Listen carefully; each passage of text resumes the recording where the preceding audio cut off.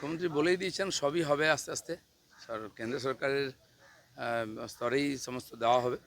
সময় লাগছে একটু, টাকা পয়সার টান আছে তো। যেমন যেমন ফান্ড আসবে সেরম সেরম যাদের পাওনা মিটিয়ে দেওয়া হবে। সেজন্য গত সপ্তাহে যে ক্যাবিনেট মিটিং হয়েছিল, যা যা আমরা সিদ্ধান্ত নিয়েছিলাম প্রায় সবই হয়ে গেছে ইমপ্লিমেন্ট। এবারে এই ধরনের কিছু পেন্ডিং বিষয় আছে, সেগুলো নিয়ে আজকে চর্চা হবে আর তার অ্যাকশন দেখতে পাবেন ধীরে ধীরে। ক্যাবিনেটে যেটা সিদ্ধান্ত হয় প্রত্যেকটি বিভাগ সেটাকে ফলীভূত করে তাদের মতো করে, সেরকম তারাও আবার সার্কুলার জারি করছে, কাজ শুরু করে দিচ্ছে। ডিপার্টমেন্টাল মিটিংও আমরা করছি গিয়ে, যে কী করে সেটাকে ইমপ্লিমেন্ট করা যায়, যেটা সরকার ঘোষণা করেছে। এবং সমস্ত একদম মানে ইমার্জেন্সিভাবে কাজকর্ম হচ্ছে সব ডিপার্টমেন্টে, সবাই করছেন। মন্ত্রী সংখ্যা কম আছেন, মন্ত্রিসভার বিস্তার হয়ে গেলে আরও ব্যাপক কাজ দেখতে পাবেন। প্রসেস শুরু হয়ে গেছে, সেই দিন থেকে বলা হয়ে গেছে, জমির দেখা দেখি মাপ যোগ শুরু হয়ে গেছে এবং হস্তান্তরও শুরু হয়ে যাবে। যে প্রসিডিংস লাগে সরকারি কাজের যে সিস্টেম আছে সেটা মেনেই হবে এবং খুব দ্রুত গতিতেই হবে। ওরা কী ভেবেছিল ভোগী রাজ্য চলবে নাকি এখানে? যোগী রাজ্যই মডেল চলবে। দেখুন, যত আমাদের স্টেশন আছে এখানে, তার কোথাও হাঁটার জায়গা নেই, বসার জায়গা নেই। কোনো বয়স্ক মানুষ এসে গেলে একটু বসবে, বেঞ্চগুলোও খালি থাকে না, সেখানেও দোকান লেগে গেছে। মহিলারা বাচ্চারা দাঁড়িয়ে থাকেন, ট্রেন দেরি হলে খুব অসুবিধা হয়। বৃষ্টি হলে শেডের মধ্যে যেতে পারেন না, সেখানে দোকান লেগে গেছে। হঠাৎ ট্রেন থেকে নামলো, এক গাদা লোক, হাঁটার জায়গা নেই। ট্রেন একটু ঢুকে গেছে, ছুটে গিয়ে আমরা ট্রেন ধরি, 5 জনের সঙ্গে ধাক্কা লাগবে, কারণ এইটুকু সরু রাস্তা আছে।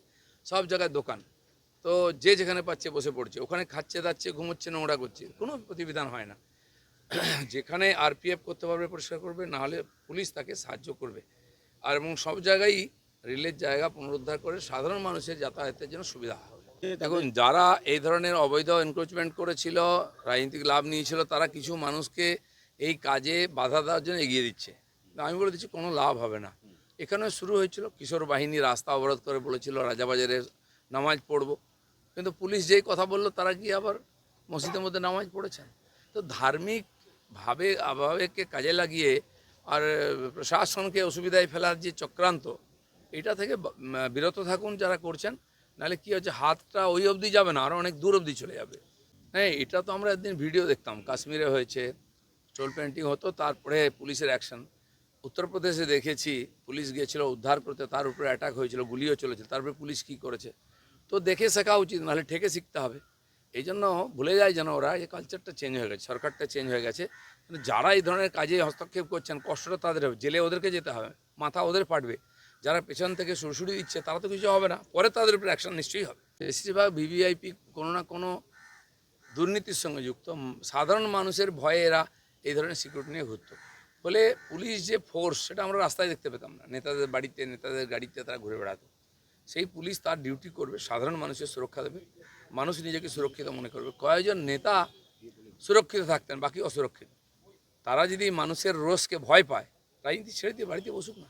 কিছুই সরকার করেছে, এই যে বিশ্ব বাংলার লোগো গোল গোল ঘুরছে, ঘুরতে ঘুরতে পশ্চিমবাংলা 15 বছর এখানেই ঘুরতে থাকলো, এগোতেই পারলো না।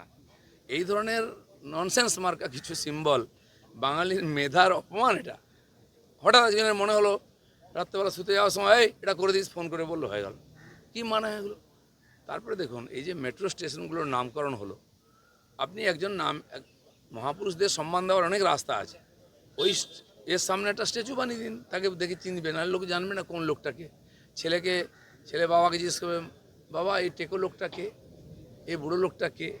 মহাপুরুষদের প্রতি আপনি সেখানে সিঙ্গুর পড়াবেন, মহাপুরুষদের জীবনী পড়াবেন না, নন্দীগ্রাম পড়াবেন, আপনার জীবনী পড়াবেন। আর নেতাজি সুভাষ রবীন্দ্রনাথের সঙ্গে মুখ্যমন্ত্রী ছবি দেবেন, আর ওখানে হলেতে আমাদের মহাজাতি সদনে ও একজনকেই চিনবে, আর কেউ নয়। তো যেখানে স্থানের নামে আমরা স্টেশন দেখি, আমি দেখেছি মেদিনীপুরেতে 3টে গ্রামের নাম দিয়ে একটা স্টেশন হয়েছে। তো এটা তো বড় হয়েছে নাম, কিন্তু লোকে জানবে এই 3টে গ্রামে যাওয়া যায় এখানে নেমে। আপনি নাম দিলেন, সব জায়গায় রাজনীতিক লাভ নেবেন, মানুষ কনফিউজ হয়ে যাচ্ছে কোথায় নামবেন। আমার মনে হয় উনি নিজেও কনফিউজ থাকেন যে কোন স্টেশনটা কোথায়। মেসির টাকা লাস্ট প্রশ্ন করেনি। মেসিকে দেখতে মানুষ প্রচুর টাকা খরচা করেছে, কিন্তু অরূপ বিশ্বাস কোমরে হাত দিয়ে ছবি তুলেছে, মুখ্যমন্ত্রীর পরিবারের লোক ছবি তুলেছে।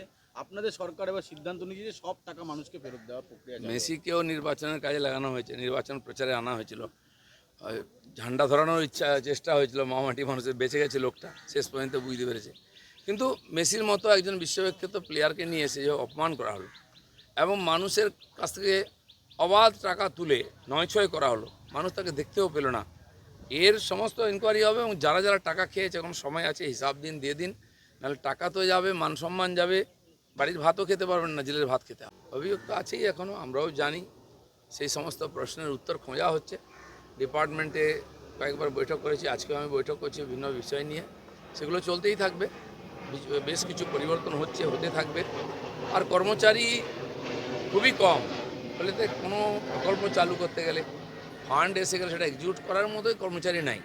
আমি মাননীয় মুখ্যমন্ত্রীকে বলবো যে রিক্রুটমেন্ট হোক পঞ্চায়েতে, কারণ পশ্চিমবাংলার বেশিরভাগ মানুষ পঞ্চায়েতের থেকেই পরিষেবা পান, আর যত ভাতা ইত্যাদি সব পঞ্চায়েত দেয়।